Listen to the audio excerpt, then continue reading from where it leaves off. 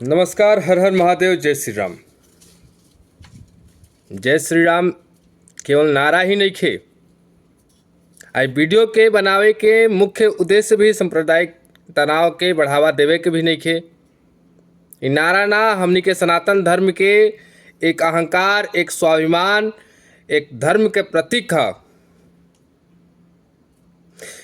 बात कल जाओ इ नारा के दे के सत्ता में आयल पार्टी के बारे में। बिल्कुल हम सही कह रहा बानी। भाजपा के बारे में हम बात करे आयल बनी, जेकर थीम ही सनातन धर्म से शुरू भइल रहे। नरेंद्र मोदी जी सनातन के चोला पहन के वर्तमान परिस्थिति का तय कर रहल बड़न। इस सामने आंकड़ा के रूप में हम दिखाई।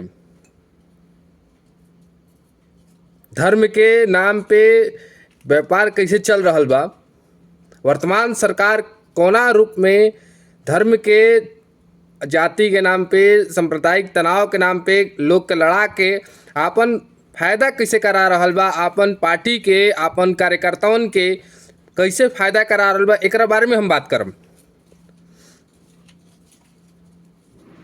भारत में गाय माता के माँ के सम्मान दिहल बा, फिर भी भारत सरकार अभी तक सनातन धर्म के अगर अनुयायी मानत है, अपना आप के सनातन धर्म के मानत है, अभी तक गौ माता के राष्ट्रीय माता घोषित ना कर पैल।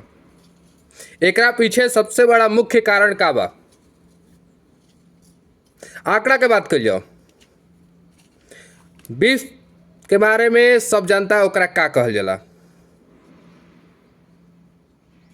भारत पूरे विश्व में बात कल जाओ बीफ एक्सपोर्ट के बारे में तीसरा नंबर पे बा। पहला ब्राजील, ऑस्ट्रेलिया रहे, आज तीसरा नंबर पे भारत भी आगे आ चुकल बा। जहां प्रतिबंध बा ओइजा ऐसन आंकड़ा हमनी के सोचे पर मजबूर कर देता कि का भारतीय जनता पार्टी सत्ता में अइला का मुख्य कारण ई रहे कि सत्ताधारी पार्टी के साथ मिलके सरकार कोई भी नियम, कायदा, कानून धर्म के नाम पे कर सकत है। का एकर पूरी छूट दे दिल बा जनता। बात कल जाओ आंकड़ा के 14 से 24 10% जो आंकड़ा बा वित्तीय पिछला सरकार का किलो वो आंकड़ा पे अभी ना जाए। 10% बीफ एक्सपोर्ट में भारत के वृद्धि भइल 2014 से 24 के बीच। बात कल जाए 24 से 25 के टर्म में, एक साल के 4.8 बिलियन डॉलर के एक्सपोर्ट भइल बा, सप्लाई भइल बा, निर्यात। अभी बात कर जाओ सरकारी आंकड़ा के 2026 के आंकड़ा के, तो बात कर जाओ 1.6 लाख डॉलर के सरकारी आंकड़ा घोषित कर रहल बा कि ए साल निर्यात करी भारत।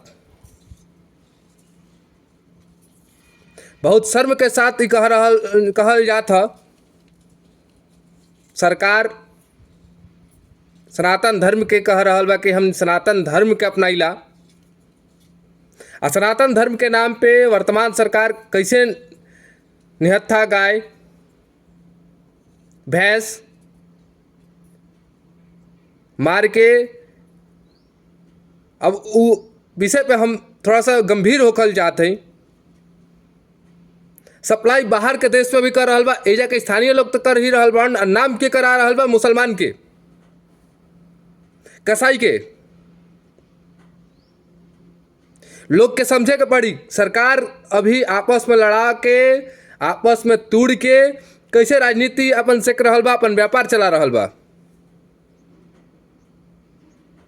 हम ऐसे ही बात नहीं कर, सरकारी आंकड़ा के हम दिखाइम, बिल्कुल दिखाइम सरकारी आंकड़ा कैसे हमनी के 4.16 डॉलर के सप्लाई कैसे भइल बा केवल 2025 में, 25-26 वाला टर्म में।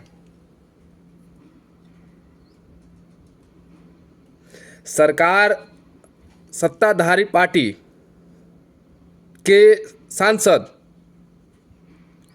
नितिन गडकरी जी के भी बहुत सा रुख सामने आवा था कि उनका लड़का के गाड़ी पकड़ाइल ह, कहाँ मिलल ह। फिर मुकेश अंबानी के भी कुछ नाम आवा था, बहुत तरह के नाम आवा था। बाद में मीडिया के कहल जाओ लोकतंत्र के चौथा पिलर मीडिया ह। मीडिया के दबा के पैसा दे के चाहे जो भी तरीका से होके मीडिया के पूरी तरह से प्रतिबंध लगा के अगर केहू दिखा रहा बा तो ओकरा पे रोक लगा के भारत सरकार चुप करावे के काम कर रहा बा। भारत सरकार पूर्णतः अपन व्यापार कर रहा बा। पूर्णतः देखल जाओ भारत के जनता के लूटे के काम कर रहा बा। भारत के जनता, भोली भाली जनता केवल धर्म के नाम पे, जाति के नाम पे, संप्रदाय के नाम पे लड़ रहल बा, कट रहल बा, मर रहल बा। लेकिन सरकार के ओकर से केहू के मतलब नइखे। वो अपन व्यापार सोच रहल बा। भारत सरकार पूर्णतः विदेशी नीति के कारण आपस में तनाव हमनी के दिखा रहल बा। लेकिन हमनी के समझे के पड़ी, आपस में भाईचारा जो पहले रहे, बात कर जाओ कास्ट डिवाइडेड के, कास्ट के रूप में तोड़े के, ब्राह्मण, बनिया, भूनिहार समाज, स्वर्ण समाज, SC ST समाज, पिछड़ा समाज, OBC समाज, अति पिछड़ा, तरह तरह के मुहिम निकाल के एकरा के आपस में लड़ीला। अब हमनी के खुद स्वेच्छा से सोचे के पड़ी। वर्तमान सरकार जेका के मोदी सरकार कहल जाता, मोदी सरकार के बहुत सा सांसद, बहुत से विधायक किशन बाड़न जो गौ माता के मरवावे के, उनका के हत्या करवाए में सबके शामिल बा। कुछ कार्यकर्ता गौ हत्या रोके के प्रयास करतन, उनका के जेल में डाले के सरकार काम कर रहा बा। बहुत सा ऐसा कार्यकर्ता बाड़न जो धर्म के नाम पे गौ माता के बचाए के प्रयास कर रहा बा। उनका के जेल में डलवा के या तो जेल में मरवा दिया जाता, या तो उनका के साल 2 साल वही खत्म कर दिया जाता, पूरा का पूरा उनका जीवन खराब कर दिया जाता। हमने जैसे लोग सोचे मजबूर हो जाता कि वर्तमान सरकार का पिछला कहल जाओ सरकार से और खराब बटे, या और बेहतर दिखावे के क्रम में वो और इस अपने स्तर नीचे गिर रहा बा। भारत के जनता के अभियो सोचे के चाहिए, जाति के नाम पे, धर्म के नाम पे लड़े से पहले, बटे से पहले, मालूम है कटे तो बटे के नारा देवे वाला योगी जी के सरकार में सबसे ज़्यादा भारत में अगर कह दिया जाओ, भारत में अगर कहीं सबसे ज़्यादा अगर एक निर्यात होता, बनता, उत्पाद होता तो यूपी के है। यूपी सरकार के हाथ में, यूपी सरकार के अंडर ये काम हो रहल बा। वर्तमान सरकार करा रहल बा। ए पे सब मौन बा। ए पे चिंतन करे के चाहिए, चिंतन होके के चाहिए।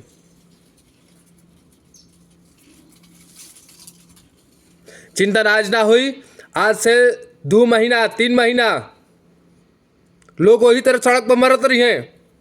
सरकार को कैसा मतलब नहीं खे। आंकड़ा की बात कर जाओ, पिछला सरकार के लोग दोष देता, भाजपा के बहुत सारे लोग जनमान की पिछला सरकार के लगातार दोष देवेलन। भारत सरकार ये जाहिर करो कि गाय माता के राष्ट्रीय माता काहे नहीं के घोषित करत। हम आग्रह करम रोआ सब अपन आवाज बुलंद करी, आवाज बुलंद करम, तब भारत सरकार हो सकेला कतई ओकरा प्रेशर पड़े, कुछ शर्म बाकी हो, ऐसन हरकत करे से पहले 100 बार सोचो।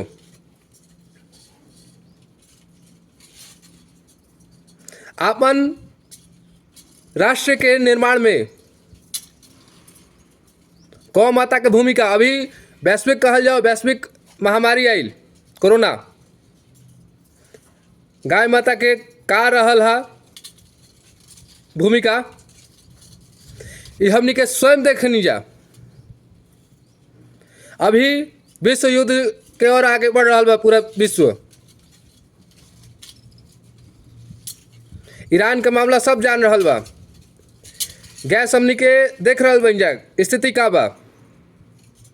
ओजा कुछ युवा, भारत के ही युवा बायोगैस बना दिलन। ये गौ माता के ही संकल्प से ही भइल। आज वो संकल्प ना रहित पूरा विश्व जैसे खाइला बिना रहत, एक टाइम खात एक टाइम नहीं खात, वैसे हमनी के देश के भी स्थिति रहला। ऐसे हमनी के समझे के पड़ी।